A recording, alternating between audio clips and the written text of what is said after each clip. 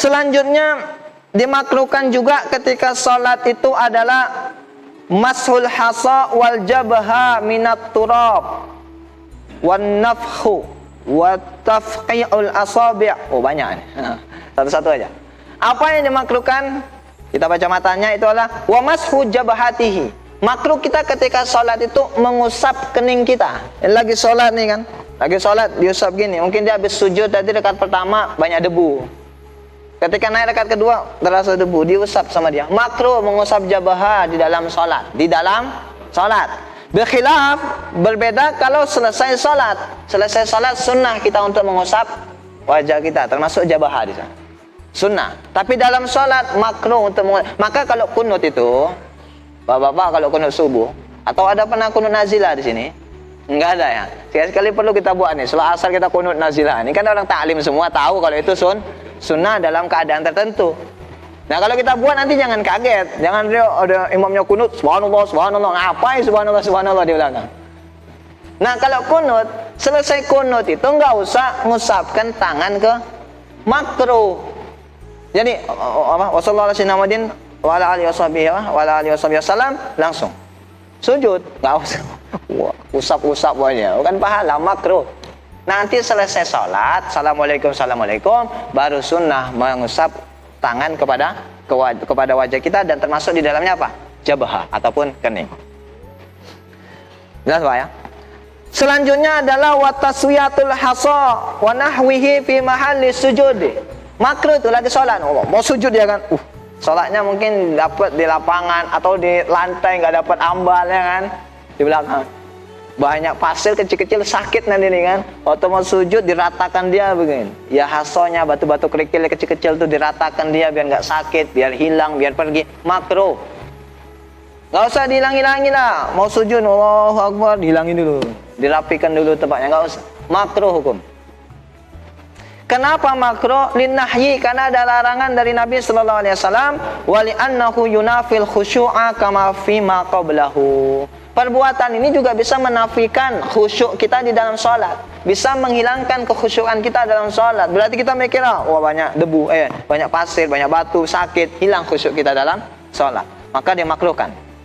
Yang dimakruhkan berikutnya adalah wal qiyamu ala rijlin wahidatin. Mental sholatnya. Sholatnya berdiri di atas satu kaki, yang satu diangkat. Sah nggak sholatnya? Sah, tapi makruh hukumnya. Kalau berdiri di atas satu kaki. Begitu juga makruh wa taqdimuha 'alal ukhra, memajukan salah satu kakinya di atas yang lain. Yang satu maju ke depan, yang satu agak munduran dikit, enggak rata ini. Kayak orang melangkah tuh. Makruh hukumnya. Jadi sunnahnya kemarin gimana? Sejajar, kemudian jarak antara dua kaki itu apa? Dengan ukuran satu jengkal. Maka beda orang beda juga ukurannya. Tapi ana yakin enggak ada orang yang jengkalnya itu sampai segini itu enggak ada. Makanya kalau sholat nggak usah kayak tempatnya sendiri. Ini ada sebenarnya sholat kakinya lebar bukan main. Ya Pak ya. Ukuran apa sunnahnya? Sejajar dengan bahu kita ini. Dan bahu kita itu tidak lari daripada jengkal. Sejajar. Selanjutnya yang dimakruhkan berikutnya adalah walaskuha bil ukhra. Merapatkan salah satunya dengan yang lain. Nih, merapatkan dua kakinya itu nempel, makruh. Karena sunnahnya dia dipisah, direnggangkan dengan ukuran sejajar dengan bahu setiap orang. Itu ukuran shibir atau bahu itu dalam kitab itu? Sujud bahu sejengkal ya. Ya, berarti ketika berdiri tadi itu disejajarkan dengan ukuran bahu kita. Ya Pak ya. Jadi di masalah sujud itu baru dia jaraknya shibir. Apa ini satu jengkal. Selanjutnya yang dimakruhkan berikutnya adalah, nah itu tadi apa itu? Alasannya itu dimakruhkan juga limunafatihi al-khusyu'. Dia bisa menghilangkan kekhusyuan kita di dalam salat.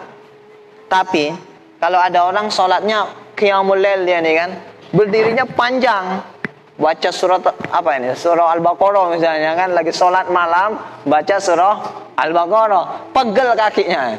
Karena kakinya pegel dia mau istirahat sebentar, yang satu agak naik ini biar istirahat. Nanti gantian, yang satu naik lagi. Wala ba'sa, hukumnya boleh.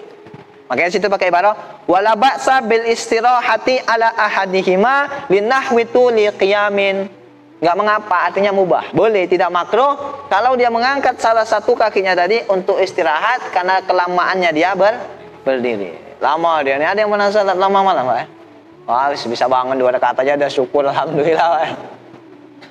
Selanjutnya, makruh berikutnya. Ini perlu ini.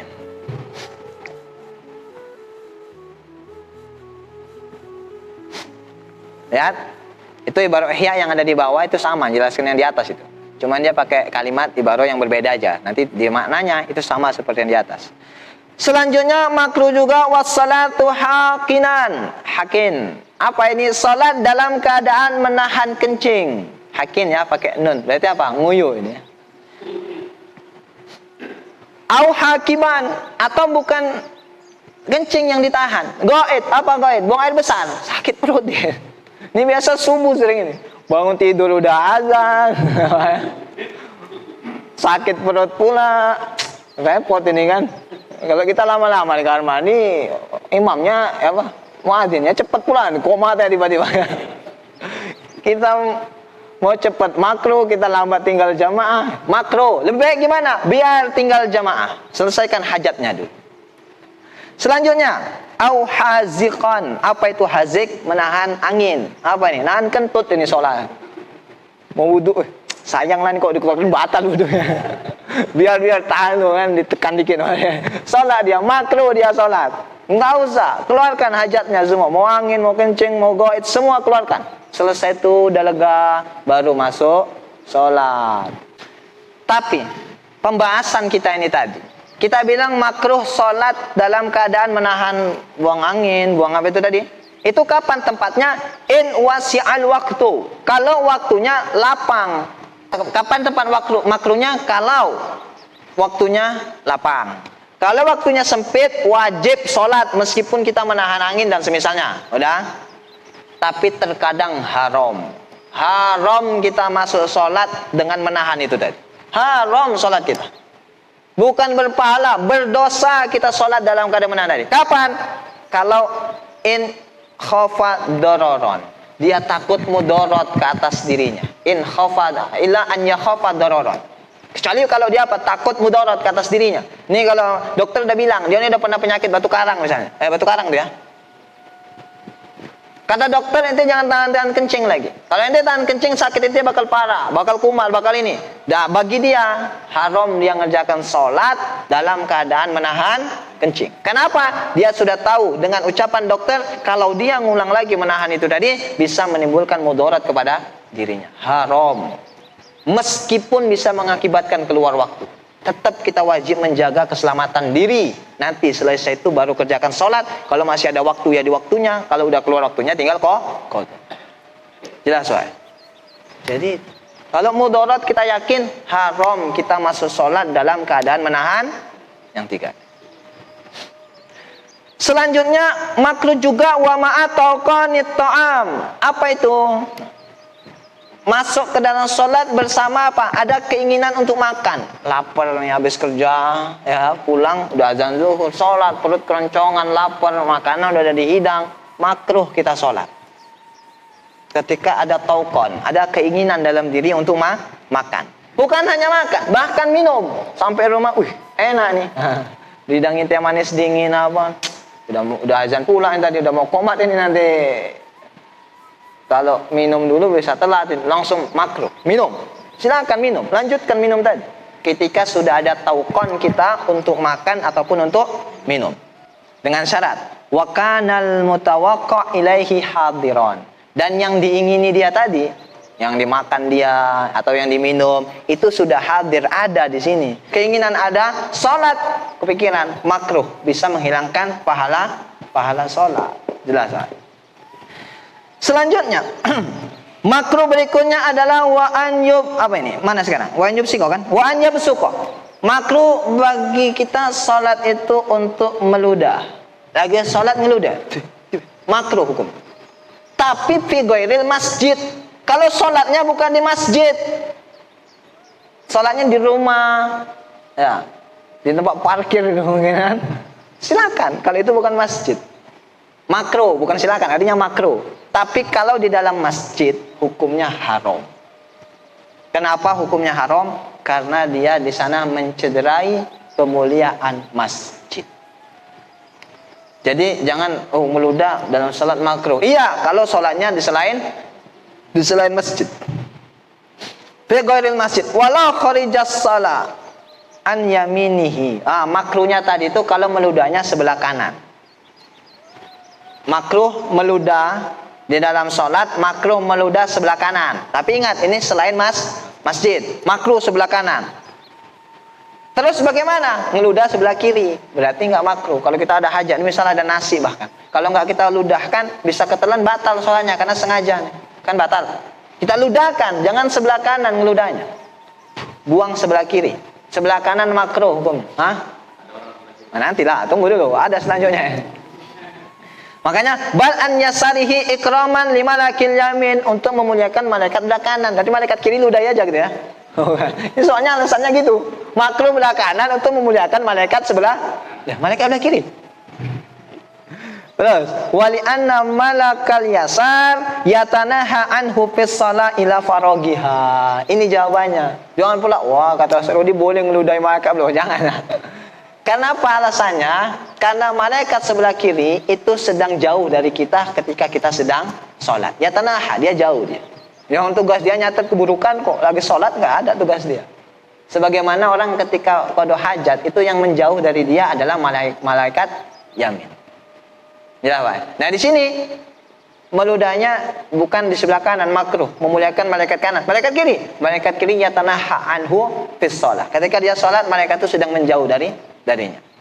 Wa illa, kalau di sebelah kirinya ada orang, basaqa an yaminihi. Silakan sebelah kanan. Ya kanan juga nggak ada orang. Jadi kalau sama-sama nggak ada orang, ke kiri. Ya, kalau kiri ada orang, ke kanan. Ya kalau kanan ada orang juga, maka gimana? Kalau kanan ada orang juga, maka ketika itu dia meludahkan ke arah bawahnya. Bukan ke kanan dan bukan ke kiri. Jelas Pak ya? Fayabusuk li jihatis safali la yaminan wala shimalan fahuwa aula. Maka dia itu meludah dengan mengarah ke arah bawah tanpa meludah ke kanan dan ke kiri, wa huwa aula. Itu yang lebih afdal. Juga makruh apa? Au kubalatahu, atau dia meludah ke arah depan. Makruh meludah ke arah depan. Bukan hanya ke kanan, ke depan juga makruh. Baik kita sedang sholat atau di luar sholat. Wa in lam yakun man huwa kharijus shalah mustaqbilan. Meskipun dia sedang tidak menghadap kiblat, kata Bin Hajar. Ini di luar sholat nih kan. Kita sedang nggak menghadap kiblat. Terus kita mau meludah ke arah depan, kata Bin Hajar tetap makruh. Meskipun tidak menghadap kiblat. Jadi kata Imam Ramli, makruhnya itu kalau dia sedang mengarah ke arah kiblat. Wa yahrumu fil masjidi. Tapi kalau kita di dalam masjid, haram kita untuk meludah di dalam masjid. Kapan haramnya? Ini tasola bisyai'in min ajza'ih. Kalau ludah kita tadi itu bakal melekat di salah satu juzuknya masjid. Maka kalau kita ludahnya di tisu, di kain, di kantong, silakan. Nggak haram. Tapi kalau ludah kita menempel dengan juzuknya masjid, dengan lantainya, dengan tiangnya, jelas ya? Dengan temboknya dan lain sebagainya, haram hukum meludah di dalam masjid. Wa in lam yakun fi sholatin wala mustaqbilan. Meskipun kita tidak sedang sholat, ini lagi santai ludah di masjid, haram. Atau tidak menghadap kiblat, meskipun tetap haram. Bal yabsuq fi nahwi saubihi. Tapi jangan ludah ke mana? Ludah ke bajunya, ke kantongnya, ke tangan lengannya dan semisalnya. Jangan meludah kepada juzuknya masjid.